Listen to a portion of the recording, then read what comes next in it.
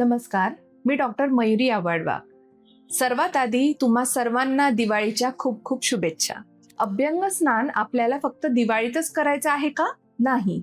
आपण याची सुरुवात दिवाळीत करून पुढे कंटिन्यू वर्षभर केलं पाहिजे. सांगायला गेलं तर ही फारच छोटी गोष्ट आहे, पण ज्या वेळेला आपल्याला याचे असंख्य फायदे समजतील त्यावेळेला तुम्ही ते नक्कीच कराल. अभ्यंग म्हणजे शरीराला तेल लावणे किंवा मसाज करणे. मग ते कायम हेल्दी राहण्यासाठी असो, आजारापासून बरे होण्यासाठी असो किंवा आजार होऊ नये म्हणून असो, पण त्यासाठी तुम्हाला याची योग्य पद्धत माहिती असणं खूप गरजेचं आहे. अभ्यंग करण्याचा उद्देश काय, ते कोणी आणि केव्हा केले पाहिजे, कोणत्या तेलाचा वापर केला पाहिजे आणि यामुळे कोणकोणते फायदे होतात, त्याचबरोबर अभ्यंग कोणाला करायला हवं आणि कोणाला नाही, याची संपूर्ण माहिती आपण या व्हिडिओमध्ये बघणार आहोत. त्यासाठी व्हिडिओ शेवटपर्यंत नक्की बघा आणि जर तुम्ही चॅनलला सबस्क्राईब केलं नसेल तर चॅनलला सबस्क्राईब करायला विसरू नका. दिवाळीची वेळ म्हणजे हेमंत ऋतूचा काळ.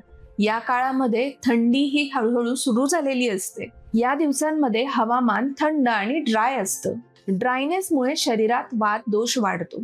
त्यामुळे यावर उपाय म्हणून थंड गुणांच्या विरुद्ध आहार आणि उपाय केले पाहिजे. आपल्या भारतीय परंपरेमध्ये देखील दिवाळीमध्ये अभ्यंग करण्यास सांगितलं आहे, पण याचा उद्देश फक्त दिवाळीपर्यंत मर्यादित नाही.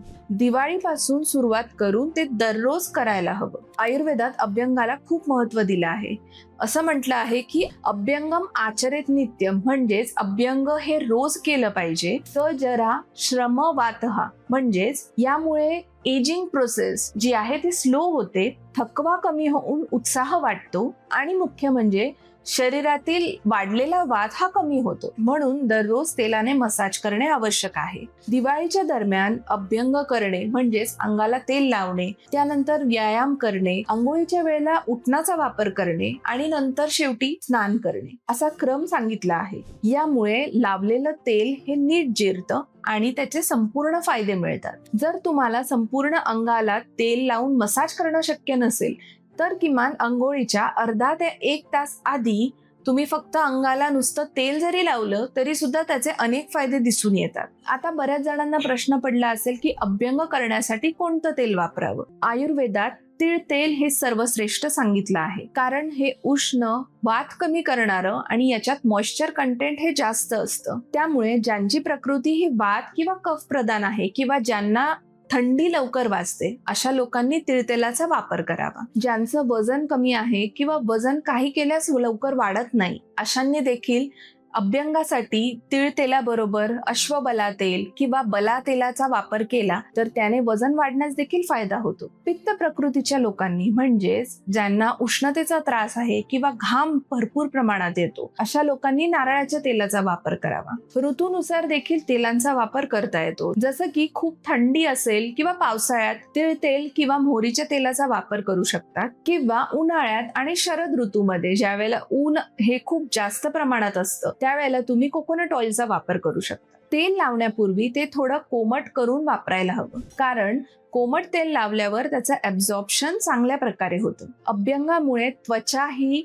हायड्रेटेड आणि मॉइश्चराइज राहते आणि त्याचबरोबर केस देखील सुंदर होतात. सांधेदुखी किंवा त्वचे संबंधित समस्या कमी होतात. शरीर मजबूत होतं, त्वचेचा रंग उजळतो आणि चांगली गाढ झोप मिळते. पुढचा प्रश्न पडतो तो म्हणजे अभ्यंग कोणी करू नये. ज्यांना कफा संबंधित आजार असतील, म्हणजे सर्दी, खोकला, ताप आलेला असेल किंवा इतर काही आजार असतील, अशांनी अभ्यंग करू नये. जे कोणी पंचकर्म करत असतील अशांनी देखील ते पूर्ण होईपर्यंत अभ्यंग टाळावं. तसेच ज्यांना अपचन संबंधित तक्रारी असतील अशांनी देखील अभ्यंग टाळावं, कारण अभ्यंगामुळे त्वचेकडे रक्तपुरवठा हा जास्त प्रमाणात होतो आणि पचन प्रक्रिया ही कमी होते. अभ्यंग केल्यानंतर शरीराला लावलेलं तेल काढण्यासाठी तुम्ही उटण्याचा वापर करू शकतात किंवा बेसन, हळद आणि दूध याची पेस्ट बनवून ती अंगाला लावू शकतात. हे शक्य नसेल तर तुम्ही मसूर डाळ किंवा ज्वारीच्या पिठानेही मसाज करू शकतात. याने देखील कफ कमी होतो, चरबी कमी होण्यास मदत होते आणि त्वचा उजळते.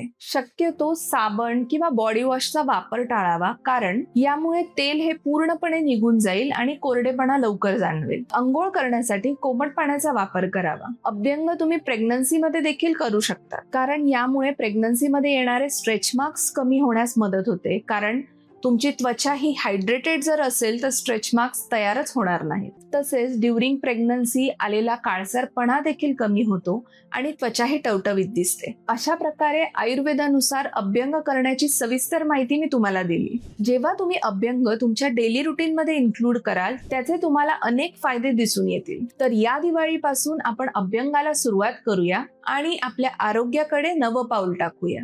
जर तुम्हाला हा व्हिडिओ आवडला असेल तर लाईक, शेअर आणि सबस्क्राईब करायला विसरू नका.